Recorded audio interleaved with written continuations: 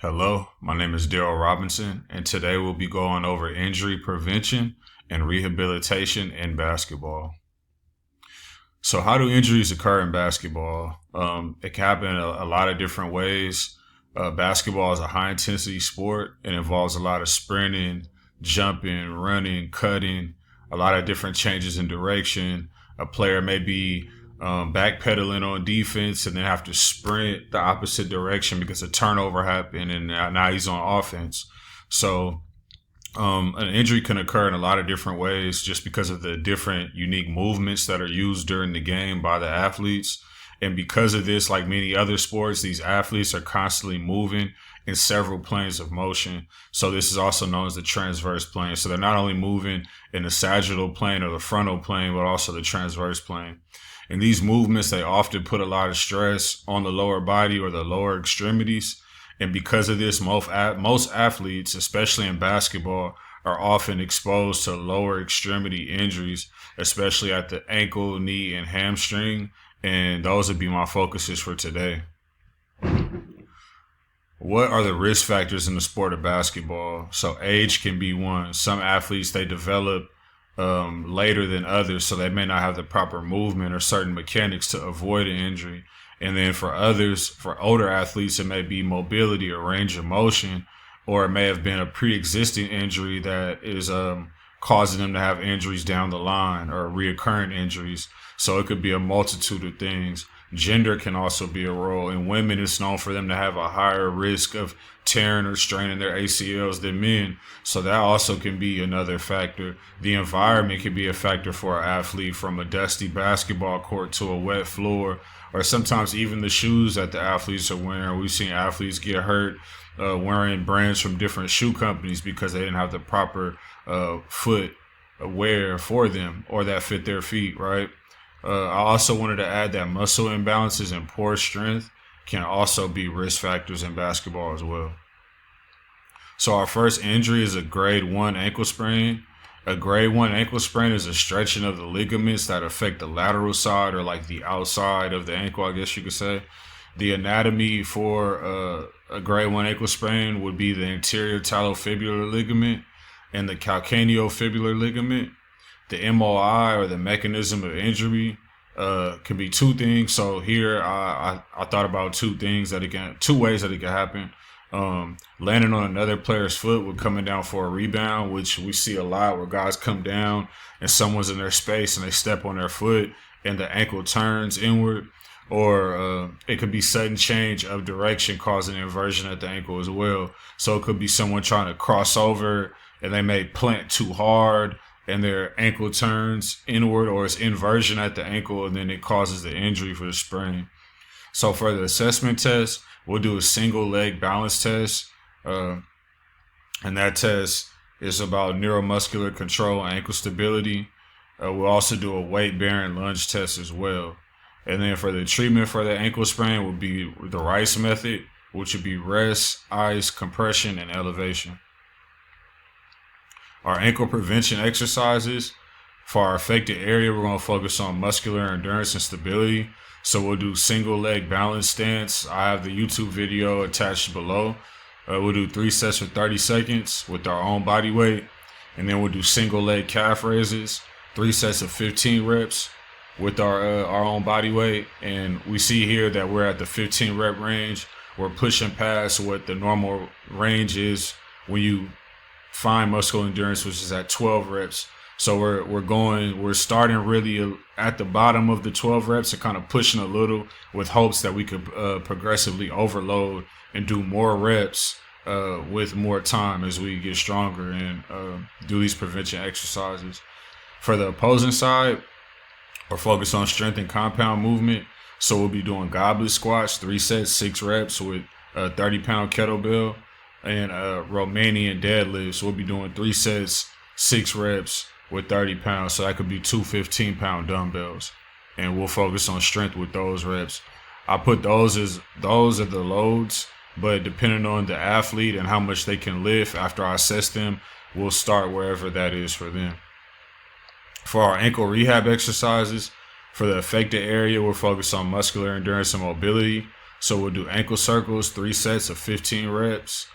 For our banded ankle E version, we'll do 3 sets of 12 reps. Actually, for both of those, you probably should do 3 sets of 12 or 15. It will be your choice. But here we're going to do 3 sets of 12 reps. For the opposing side, for muscular endurance, that's what will be our focus. So we'll do toe walks, 3 sets for 20 steps, and then we'll do heel walks, 3 sets for 20 steps. And the ankle circles and the band work, those improve movement, while the toe and heel walks, those will rebuild the strength and stability at the ankle. So those exercises in particular will help a lot. For our injury number 2, for our knee sprain, it can involve many parts of the knee. Our focus here is going to be the ACL, but I listed all the different ligaments like the ACL, PCL, MCL, LCL. But here our focus is going to be the ACL, which is the anterior cruciate ligament. Our MOI is going to be a sudden change of direction, again, crossing over. This can happen at the knee as well as at the ankle, or awkward landing from a jump. So it may be someone coming down or trying to go up. We've seen guys tear their ACL trying to explode and make contact off the ground as well. But for this case, it'll be an awkward landing from a jump. So maybe you don't step on anyone's foot this time. Maybe you come down a certain way and you just hear that pop right at the front of the knee. So for our assessment test, we'll focus on doing a single leg squat test, which tests stability. And then we'll do a step down test, which also tests stability at the knee. Treatment for this will be rest, bracing, and physical therapy, obviously. Our knee prevention exercises, for our affected area, we'll focus on strength and compound movements. So we'll be doing squat, 3 sets, 6 reps with 30 pounds. We'll be doing step ups, which will be 3 sets, 6 reps, each leg with 30-pound weight. I attached the YouTube video along there for that. For our opposing side, we'll focus on strength in the posterior chain. So again, we'll be doing Romanian deadlifts. I really like these. These are very versatile. So we'll be doing 3 sets, 6 reps with 40 pounds. And then we'll be doing reverse split squats with 3 sets, 6 reps with 40 pounds. And again, all these exercises, they focus on strengthening the quads, the glutes, and the posterior chain, but they also help with the knees. And movements like the squats and the step ups, they really focus on the knees. And the RDLs help improve control and reduce the stress on the knee. So we're working both sides, right? We're working the side where the strain is and the opposing side as well, and all the musculature around it to strengthen all the muscles around it, around the affected area. For our rehab exercises, we'll do straight leg raises, 3 sets, 12 reps with our own body weight. We'll do terminal knee extensions, 3 sets, 12 reps with the light band. For our opposing, we'll do hamstring curls with the band, 3 sets, 12 reps. And we'll also do mini squats, 3 sets, 12 reps with our own body weight. For our injury, our third injury, the hamstring strain, this can be a stretch or a tear of the hamstring. We just seen this recently with Luka Doncic. Oftentimes this happens during eccentric loading where the muscle is lengthening under tension, right? So the anatomy here will be the biceps femoris, semitendinosus, semimembranosus. And the mechanism of injury can be sudden acceleration or deceleration, or landing awkwardly from a rebound. Again, these are like some of the most common movements in basketball where we see injuries occur. So our assessment test will be the active straight leg raise test. We'll also do a standing toe touch. And then our treatment will be rest and gradual return to activity.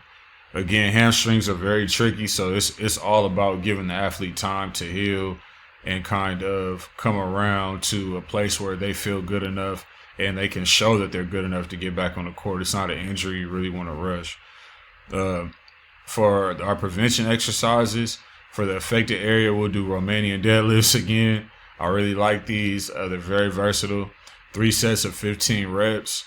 We also do Nordic hamstring curls, 3 sets of 5 reps. Those are pretty low because, to keep it realistic, most people are not going to be able to do 15 reps of Nordic hamstring curls.